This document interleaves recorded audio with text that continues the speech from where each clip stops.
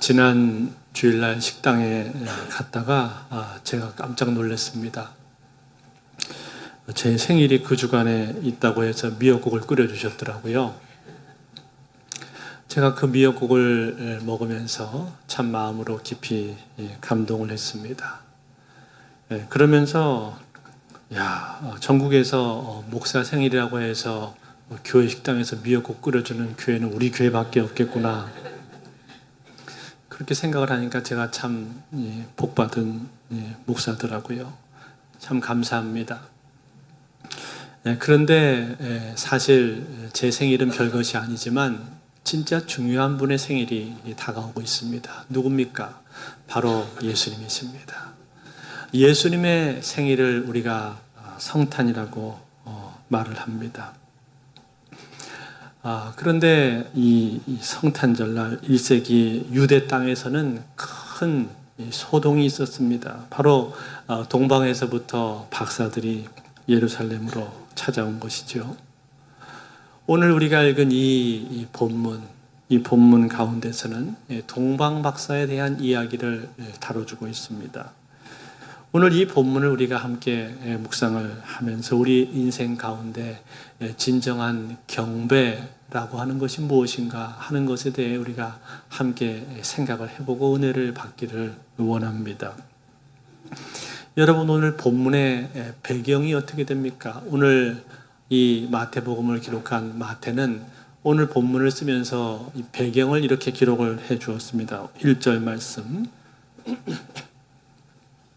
헤롯 왕 때 예수께서 유대 베들레헴에서 나심에 동방으로부터 박사들이 예루살렘에 이르러 말하되. 헤롯 왕 때라고 했는데 헤롯은 여러분 많이 들어보셨죠? 헤롯 대왕으로 많이 알려져 있는 사람인데 반은 유대인이고 반은 이방인인 사람입니다. 자기 아버지가 에돔 사람이었습니다. 이 헤롯은 본래 갈릴리 지역에 총독을 하다가 BC 40년경에 로마 원로원의 눈에 들어서 유대 지역 전체를 다스리는 왕으로 임명을 받았습니다. 이 헤롯이 어떤 사람이었는가? 이 사람은 정치적으로 대단히 수완이 뛰어나고 또 영리하고 그리고 교활한 사람이었다고 합니다. 얼마나 그가 정치적인 수완이 뛰어났는지 로마 황제들이 여러 차례 계속 바뀌고 있는데도 불구하고 이 헤롯이라는 사람은 한 번도 바뀌지 않고 자기 자리를 계속해서 유지해 오고 있었습니다. 그리고 유대인들의 환심을 사기 위해서 예루살렘의 성전을 지어주기도 했었고 많은 건축물들을 지었습니다. 그렇지만 그는 지나친 권력욕과 다른 사람들에 대한 의심, 분노, 적개심 이런 것들을 가지고 있어서 그 성격이 대단히 난폭했다고 합니다. 심지어는 훗날 자기 아들들까지도 죽이는 그러한 잔인한 왕으로 알려져 있습니다. 그런데 예수님께서 태어나시던 그 당시의 왕이 누구였냐면 바로 이 헤롯이었다 이 말이에요. 이처럼 예수님은 평온하고 안정적인 그러한 상황 가운데서 오신 것이 아니라 여러 가지 위험과 위협이 있는 그러한 상황 가운데서 불안정적인 상황 가운데서 예수님은 이 땅에 오셨습니다. 그런데 오늘 본문에 보니까 예수님께서 오시는 것에 대해서 예수님이 오시는 것을 기다렸던 사람들, 또 찾고 찾았던 사람들이 있었다라고 그렇게 말씀을 해주고 있죠. 누굽니까? 바로 저 동방에서부터 온 박사들입니다.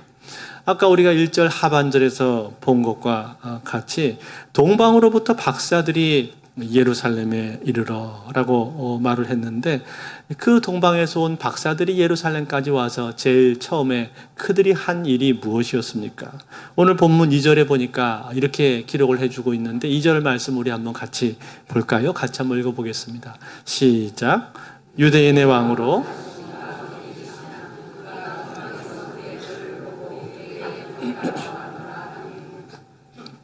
자, 동방으로부터 박사들이 왔는데 여기 나오는 이 동방이라는 말은 일반적으로 바벨론을 뜻하는 말입니다. 소아시아나 페르시아 혹은 애굽이라는 설도 있지만 그러나 대체로는 바벨론으로 보고 있습니다. 왜 그런가 하니 그 이유는 그 당시 바벨론의 포로로 잡혀갔었던 유대인들이 아직도 그 지역에 많이 남아서 정착한 사람들이 많이 있었기 때문에 그런 거죠. 그들에 의해서 아마도 이들은 구약의 메시아에 대한 예언을 들었을 것입니다. 또 그곳에는 유대 문헌들도 많이 남아 있었기 때문에 그것을 통해서 영향을 받은 것이죠.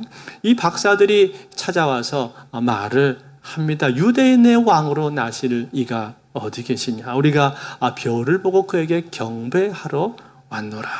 여러분, 유대인의 왕, 이 말은요, 그 당시 유대 사회에서는 메시아 대망 사상, 메시아가 오실 것이다 라는 그러한 사상이 대단히 팽배해 있었습니다. 유대인들뿐만 아니라 이 바벨론에 있는 사람들에게도 이것은 많이 알려져 있었습니다.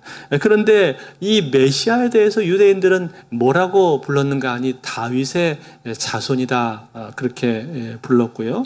또 이방인들은 유대인의 왕 이렇게 메시아에 대해서 이해를 하고 있었습니다. 그런데 유대인의 왕에 대해서 당시 사람들은 어떠한 이미지를 가지고 있었는가 하면 바로 대단히 위대한 왕이다라는 그런 이미지들을 가지고 있었습니다. 왜냐하면 요세푸스라든지 타키투스라든지 이러한 당대 유명한 역사가들의 기록에 보면 그런 기록들이 나옵니다. 이렇게 돼 있어요. 1세기경의 세계를 지배할 지배권이 유대에서 나올 것이라는 강력한 소문이 있었다.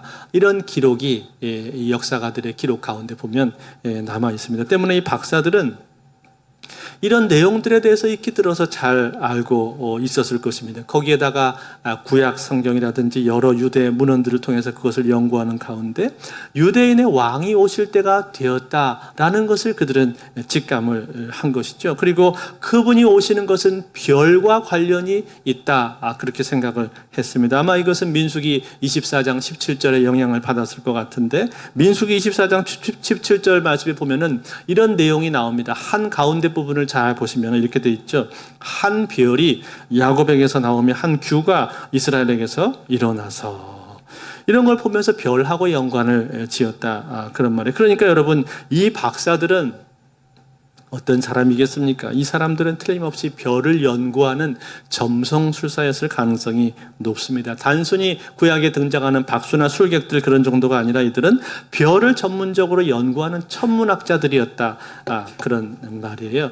그리고 고대 사회에서는요, 이 천문학에 대해서 이해할 때 이런 이해를 가지고 있었습니다. 즉, 하늘을 다스리시는 우주의 조물주께서 이 땅에 뭔가 새로운 일을 시작하실 때는 별의 움직임을 통해서 그것을 보여주신다. 즉, 별의 신비스러운 움직임을 통해서 계시를 주신다라는 그러한 사상이 일반적인 사상이었단 말이에요. 그래서 이들은 지금 별을 보고 여기까지 찾아오게 되었던 거죠.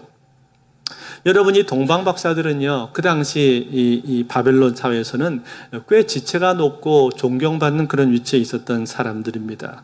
그랬던 그런 사람들이 그 먼 나라 바벨론을 떠나서 여기까지 왔단 말이에요. 찾아온 이유가 무엇입니까? 우리가 경배하러 왔노라. 우리가 그분을 만나서, 그 왕을 직접 만나서 경배해야 되겠다, 이러한 마음을 가지고 이 동방 박사들이 여기까지 왔단 말이에요. 그 먼 거리를, 바벨론에부터 예루살렘까지 먼 거리를 이 동방 박사들은 마다하지 않고 찾아왔습니다. 여러분, 참 놀라운 사실 아닙니까?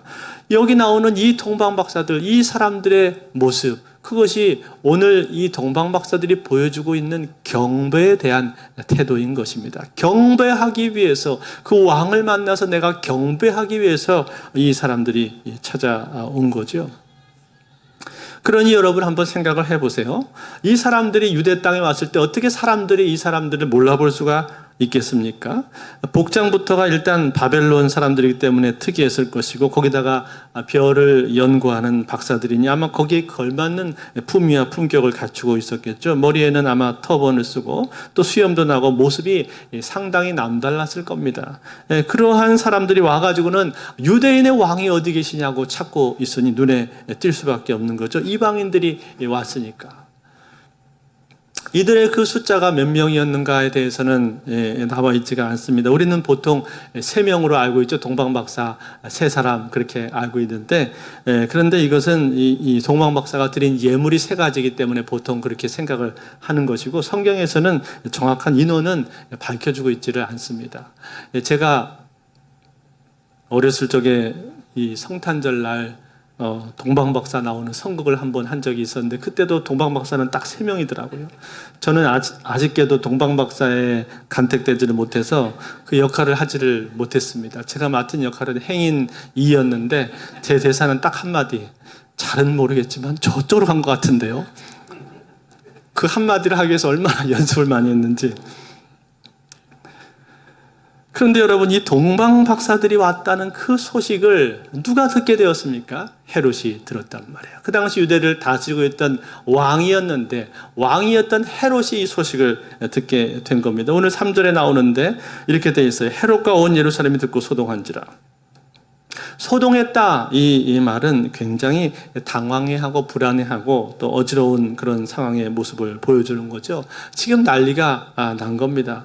저 동방에서 박사들이 와서 유대인의 왕을 지금 찾고 있다고 하는데, 이게 보통 일이 아닌 거죠. 자기가 왕인데, 헤롯 자기가 왕인데 지금 이 동방에서 박사들이 와서 유대인의 왕이 날 거라고 찾고 있으니, 이 헤롯 입장에서 볼 때는 이 일이 보통 일이 아니란 말이지요.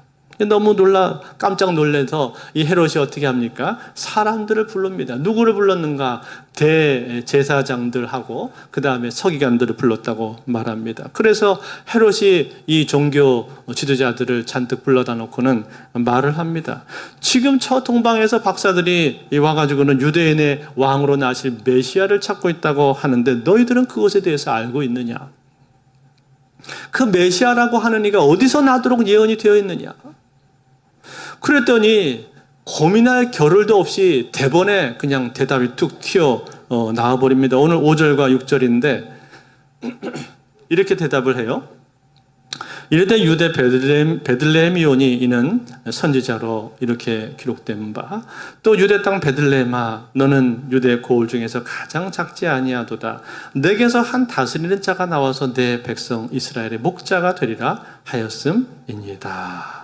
기가 막힌 말이죠. 이 미가서 5장 2절 말씀을 인용한 건데, 그 자리에서 바로 이 대답이 나왔단 말이에요. 뭐 알아보고 찾아보고 할 것도 없었습니다. 이들은 구약 성경에 대해서 빠삭하게 아주 잘 알고 있었던 사람들이었기 때문에 이 대답이 즉석에서 튀어나왔단 말이에요. 베들레헴입니다. 베들레헴에서 나게 되어 있습니다. 이스라엘의 목자, 다스리는 분, 다시 말해 메시아는 베들레헴에서 나도록 예언이 되어 있습니다. 이렇게 조금의 주저함도 없이 이 사람들 대답을 했습니다. 여러분, 이것이 누구의 대답이었다고요? 대제사장들과 서기관들의 대답이었습니다. 종교 지도자들이 한 대답이었습니다. 그런데 여러분, 중요한 것은요, 이 대답을 한 뒤가 중요한데, 이 대답을 한 다음에 이 사람들이 어떻게 했습니까? 이 사람들이 했던 행동이 무엇입니까? 이 사람들이 했던 행동은 하나도 없습니다. 아무런 행동이 나타나지 않습니다. 베들레헴에서 나실 겁니다. 그렇게 대답하고는 끝나버렸단 말이에요. 아무런 그 이후의 행동이 나오지가 않습니다. 이들이 메시아를 향해서 경배를 했다든지 혹은 메시아에게 예물을 드렸다든지 하는 그러한 기록들은 전혀 여기에는 나오지가 않다 이 말이에요. 그냥 왕이 물어보니까 유대 베들레헴입니다. 그렇게 말하고는 끝나버렸습니다. 이것이 그 당시 종교 지도자들의 모습이었어요. 여러분, 아까 제사장들, 아까 저 박사들은 어땠습니까? 저 멀리 동방에서부터 와서 이 유대인의 왕을 찾기 위해 그분 앞에 경배하기 위해서 이곳까지 찾아왔고, 그리고 여기 와서도 동분서주하면서 유대인의 왕으로 나시리가 어디 계십니까? 라고 하면서 사람들에게 물어가면서 그렇게 그 왕을 만나기 위해서 애를 쓰고 있단 말이에요. 그것이 여기 지금 이방인들 박사들의 모습인데, 그런데 정작 유대인들, 이 사람들은 지금 어떻게 하고 있는 거예요? 메시아가 베들레헴에서 날 것을 다 알고 있으면서도 불구하고 이 사람들은 아무런 행동이 없는 거예요. 그냥 가만히 있는 거예요. 예언에 의하면 베들레헴에서 나게 되어 있습니다. 이렇게 말하고는 그냥 끝나버렸다는 거예요. 사랑하는 성도 여러분, 왜 그렇습니까? 왜 이런 일이 생기는 겁니까? 왜 이 종교 지도자들, 대제사장과 서기관들은 아무런 행동이 나타나지가 않는 것입니까? 왜 이 사람들은 경배하러 가지 않았을까요? 아마 두 가지 정도로 이 사람들이 경배하러 가지 않은 이유를 우리는 추측을 해볼 수가 있을 겁니다. 첫 번째는 이 사람들은 그분을 진짜 유대인의 왕으로 받아들이지 않고 있는 것이죠. 즉 구약의 예언이 그렇게 나와 있다는 거지, 말씀에 그렇게 나와 있다는 것이지, 그러나 말씀은 말씀이고 나는 나다, 그런 말이에요. 그것은 그냥 예언일 뿐이지 실제로 그렇다고 믿지는 않았던 것입니다. 다시 말해서 그분이 진정한 메시아라고 생각하지는 않고 있는 것이죠. 진정한 유대인의 왕이라고 믿지도 않는 겁니다. 그래서 경배하러 가지를 않은 거예요. 두 번째는요, 이럴 수도 있습니다. 머리로는 내용을 다 알고 있습니다. 머리로는 다 알아요. 그렇지만 그분이 진짜 나에게 필요한 분이라고는 그렇게 생각하지가 않는 거죠. 왜요? 왜냐하면 이들은 이미 가진 것이 너무나 많기 때문에 그런 겁니다. 종교적인 기득권, 부와 명예 이런 것들을 이미 누리고 있었기 때문에 그러한 안락한 삶을 포기하거나 거기에 어떤 영향을 받고 싶어 하지를 않는 겁니다. 다시 말해서 그리스도가 그들에게는 별로 필요하지가 않았다, 그런 말이에요. 그래서 그들의 마음은 지금 냉담하기 그지 없는 겁니다. 가난한 마음, 갈급한 마음, 또 소망을 쫓는 그러한 마음들, 그런 마음들이 그들에게는 전혀 없는 거예요. 즉 마음에 살이 쪄서 비계가 꽉 끼어있는 그러한 모습을 지금 우리에게 보여주고 있는 겁니다. 그래서 그들은 가지를 않았던 거예요. 머리로만 알지 가슴은 전혀 뜨겁지가 않았다, 이 말이에요. 사랑하는 성도 여러분, 오늘 우리는 이 제사장들과 서기관들의 모습을 보면서 우리 자신들의 모습에 대해서 한번 생각을 해봐야 될 줄로 압니다. 우리는 어떻습니까? 우리는 과연 예수 그리스도를 진정한 왕으로 믿고 있습니까? 온 땅과 우주를 다스리시는 하나님의 아들로 여러분들은 믿고 있습니까? 그렇다면 여러분, 내 마음은 어떻습니까? 내 마음은 여기 있는 이 사람들처럼 냉담해져 있는 상태는 아닙니까? 냉랭해 있는 그런 상태는 아닙니까? 나도 역시 머리로만 알고 가슴으로는 전혀 아무런 감흥이 없는 그런 상태는 아니냐, 이 말이에요. 어떤 사람이 그런 말을 하더라고요. 이 세상에서 가장 먼 거리는 머리부터 가슴까지다, 그렇게 말하는 사람도 봤는데, 자기는 머리에 있는 게 가슴으로 내려오기까지 평생 걸렸다, 그렇게 말을 하는 사람도 봤습니다. 여러분, 여기 있는 이 제사장들과 서기관들, 이 사람들을 보면서 우리는 우리 자신들을 한번 돌아봐야 될 줄로 압니다. 과연 나는 진정한 예배자인가?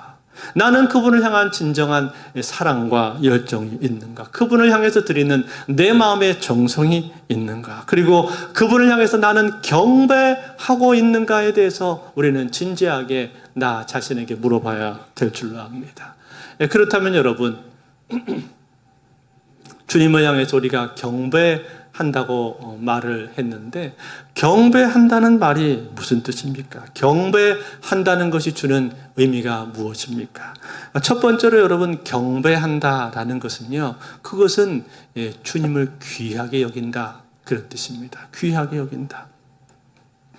오늘 여기 나오는 이 동방박사들의 모습을 한번 보십시오. 메시아를 찾기 위해서 그처럼 열심히 연구를 해왔는데 때가 가까이 오니까 지체 없이 여행 채비를 갖추고 먼 길을 떠나지 않았습니까? 저 바벨론에부터 유대 땅까지 굉장히 먼 길인데 오는 길에 험난하고 여러 많은 위험 요소들도 얼마든지 있을 수 있는데, 그런데도 불구하고 그들은 그 길을 마다하지 않고 이 먼 길을 떠나서 왔습니다. 그리고 그들의 연구 따라서 별을 보면서 여기까지 찾아왔단 말이에요. 그래가지고 베들레헴에 도착을 했는데 비로소 베들레헴에 오니까 하늘의 별이 딱 멈췄습니다. 그때 그 순간에 그 별이 멈춘 것을 보면서 이들이 보였던 반응이 무엇입니까? 오늘 본문에 반응이 나오는데 9절과 10절에 보면은 이 동방박사들이 보인 반응이 이렇게 나옵니다. 우리 한번 같이 볼까요? 같이 읽겠습니다. 9절 10절 시작. 박사들이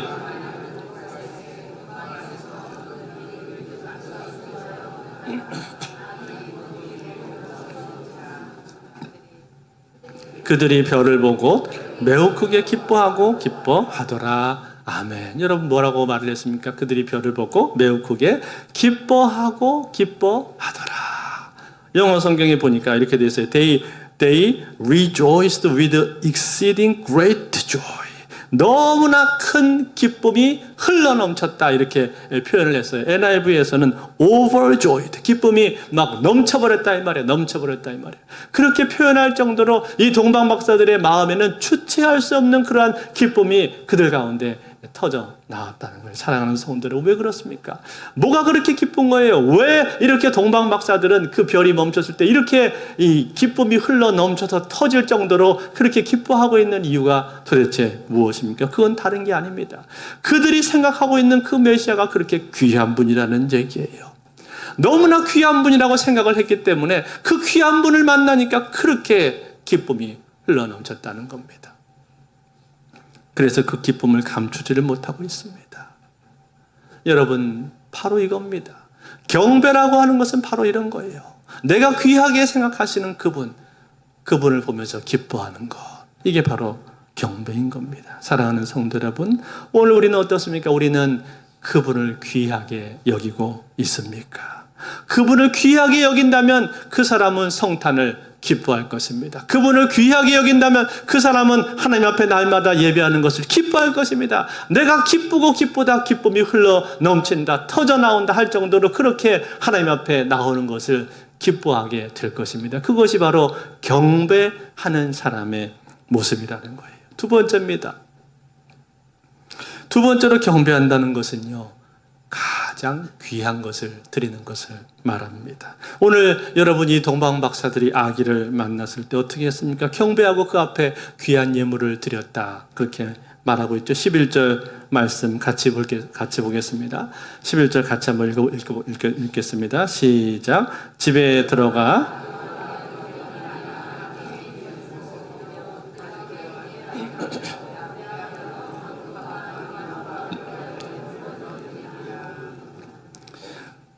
황금과 유향과 모략을 드렸다. 그렇게 말했죠. 여러분, 황금은 이 세상에서 가장 값진 보물로서 그리스도의 왕권을 상징하는 그러한 보물입니다. 유향은 제사장들이 쓰는 값비싼 향료입니다. 즉 우리 죄를 사하시는 영원한 대제사장이신 그리스도를 나타내고 있습니다. 세 번째 모략은 시체를 썩지 않게 만드는 향품입니다. 그리스도의 순환과 죽음을 상징하는 그러한 예물입니다. 이처럼 놀랍게도 이 세 가지 예물이 다 그리스도께 가장 부합되는 그러한 보물들이었습니다. 이 값진 예물들은 그들은 정성껏 준비를 한 것입니다. 정성껏 준비해 와서 드렸습니다. 다시 말해 자기들이 드릴 수 있는 가장 소중한 것, 가장 값진 것을 그들은 준비해 와서 이 아기께 드렸다 이 말이에요. 이것이 바로 경배의 모습입니다. 사랑하는 성도 여러분, 경배하는 사람들은요, 드리는 것을 아까워하지 않습니다. 자기에게 있는 가장 좋은 것, 귀한 것을 그분 앞에 드려도 하나도 아깝지 않습니다. 아니, 오히려 그것을 드리는 것이 그 사람에게는 가장 큰 기쁨이 되는 것이고 행복이 되는 것이고 그리고 영광스러움이 되는 겁니다. 그게 경배하는 사람의 모습이라는 거예요. 사랑하는 성도 여러분, 여러분들은 아기 예수께 무엇을 드리고 있습니까? 성탄을 맞이하면서 그 아기 예수 앞에 여러분들은 무엇을 드리고 있습니까? 여러분들의 가장 귀한 것을 그분 앞에 드리고 있습니까? 아니면 그냥 습관 따라서 그냥 이 성탄을 그냥 보내고 있는 것은 아닙니까? 어제 보니까 우리 중고등부 아이들이 성탄절을 맞이해서 축하 파티를 열었는데 이 축하 파티에 믿지 않는 친구들을 많이 초대를 했더라고요. 그래서 그 친구들을 초대하기 위해서 며칠 전부터 여기 밑에 1층 카페에다가 예쁘게 장식을 다 달아놨습니다. 성탄 장식을 우리 아이들이 예쁘게 달아놓고 그리고 몇 주 전부터 공연을 하기 위해서 악기를 연습하고 찬양을 연습하고 그렇게 정성스럽게 준비를 하는 모습을 봤습니다. 그래서 어제 보니까 새 친구들, 이 믿지 않는 친구들이 많이 왔어요. 그리고 성탄을 기뻐하고 거기에 복음 메시지도 전하고 아이들이 공연도 하는 그런 모습을 제가 봤는데 참 기쁘더라고요. 제 마음이 기쁜데 예수님이 얼마나 기뻐하셨겠습니까? 참 이 아이들 모습을 보면서 참 참 기뻐하시겠다. 하나님께서 기뻐하시겠다. 이것이야말로 성탄의 진정한 모습이 아닌가 그런 생각을 제가 해봤습니다.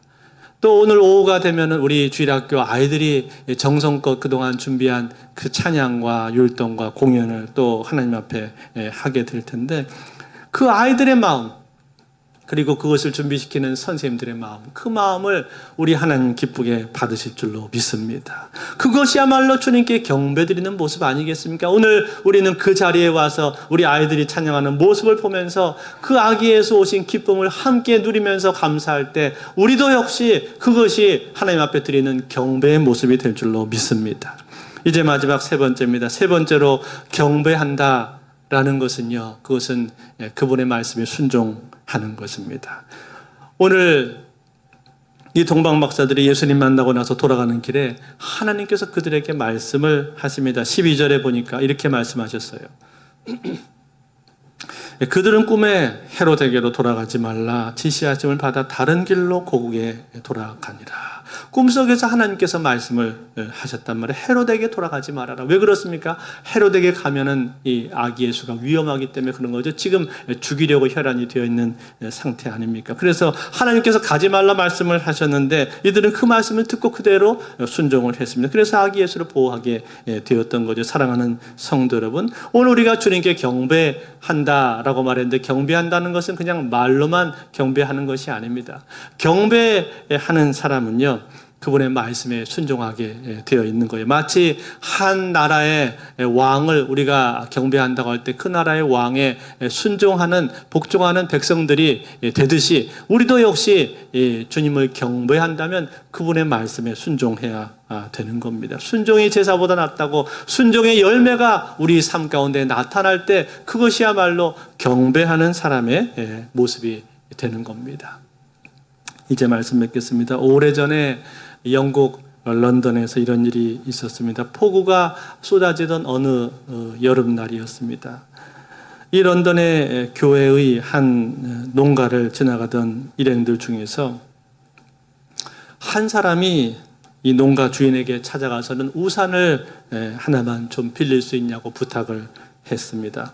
지나가는 사람이 우산을 빌려달라고 하니까 안 빌려줄 수도 없고, 그래서 이 농부는 자기가 쓰던 우산 중에서 제일 낡은 우산, 살이 다 부러진 낡은 우산 하나를 내어주었습니다.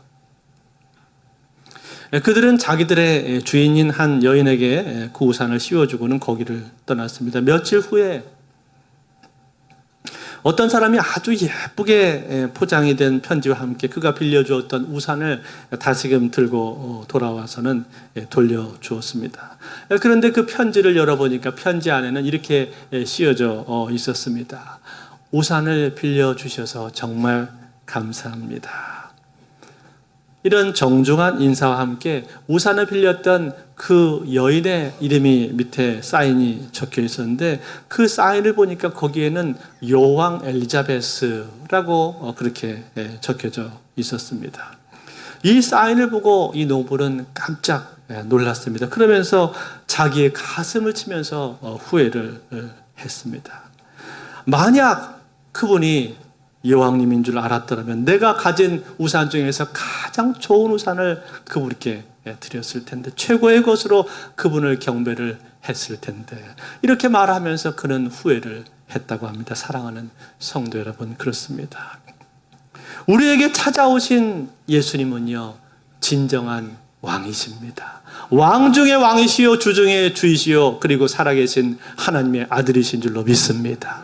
그 왕이신 하나님, 진정한 하나님의 아들인 그분을 향해서 여러분 경배하고 있습니까?